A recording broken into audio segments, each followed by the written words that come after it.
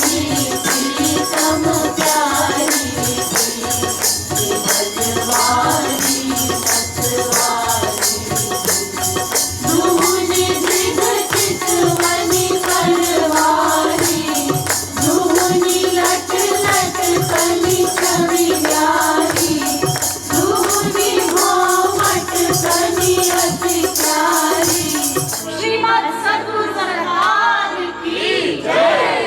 श्रीमद् युगल सरकार की जय।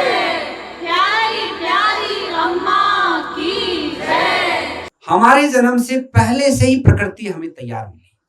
तो जो कहते हैं प्राकृतिक, प्रकृति, प्र का मतलब होता है पहले से, कृति का मतलब बनी हुई। आप हमारे जन्म से पहले से जो चीज बनी हुई है उसे प्रकृति कहते हैं। हम प्रकृति में आए, मां प्रकृति ने हमें संभाला, जल का पान करने लगे, अग्नि को सेवन करने लगे, वायु को सेवन करने लगे, आकाश तत्व को प्राप्त करने लगे, पृथ्वी तत्व को प्राप्त करने लगे। कि जो पहले से शरीर में विद्यमान है जो चीज, वो बाहर वही चीज की मांग करती है, जिससे हमारे शरीर का बैलेंस बनता है।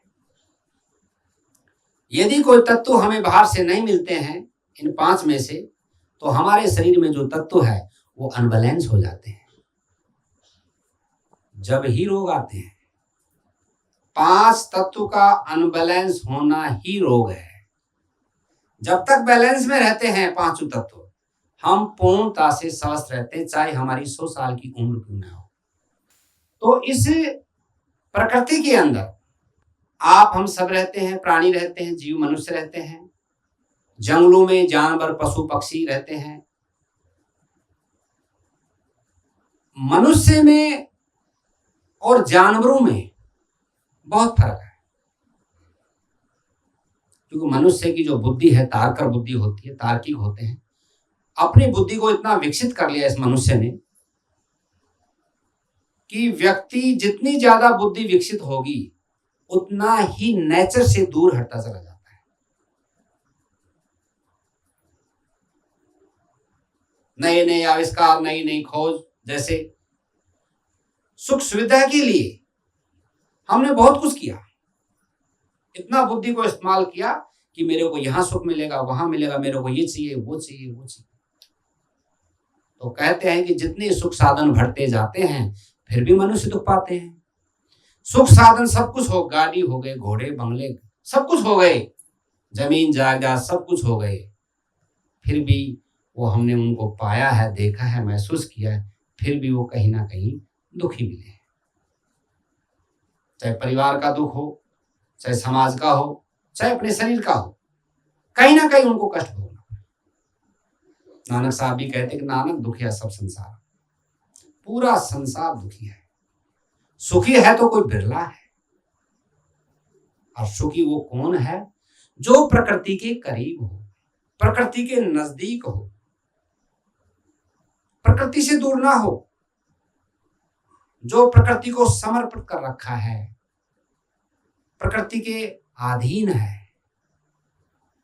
वो ही व्यक्ति सुखी है, वो ही उस आनंद को प्राप्त करता है।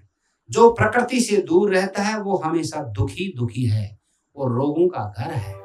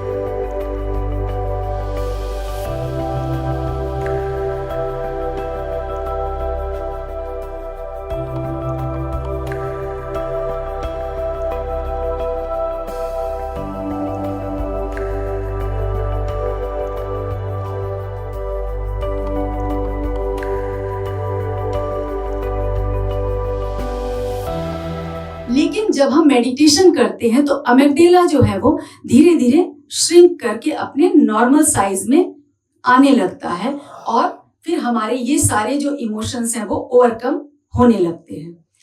एक और पार्ट है प्रीफ्रंटल कॉर्टेक्स।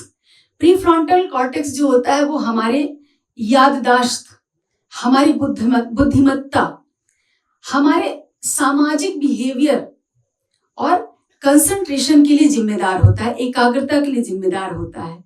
लेकिन अगर हम स्ट्रेस में रहें, हम स्ट्रेस में रहते हैं तो हमारी मेमोरी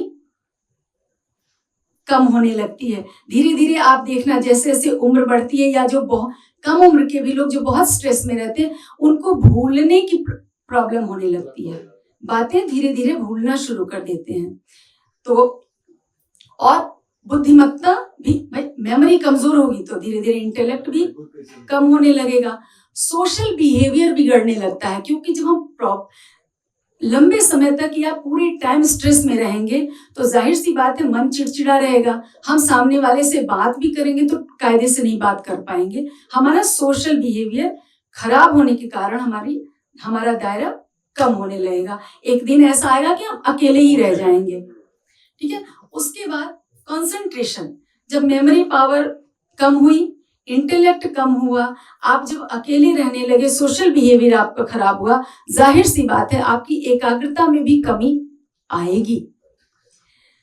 तो इसका क्या होता है, ये इतनी सारी चीज इमोशंस के लिए जिम्मेदार है। लेकिन जब हम स्ट्रेस में रहते हैं, स्ट्रेस में रहने से इसका साइज सिकुड़ने लगता है, जो नसें हैं इसकी सिकुड़ने लगती हैं तो ये सारी चीजें प्रभावित होने लगती हैं।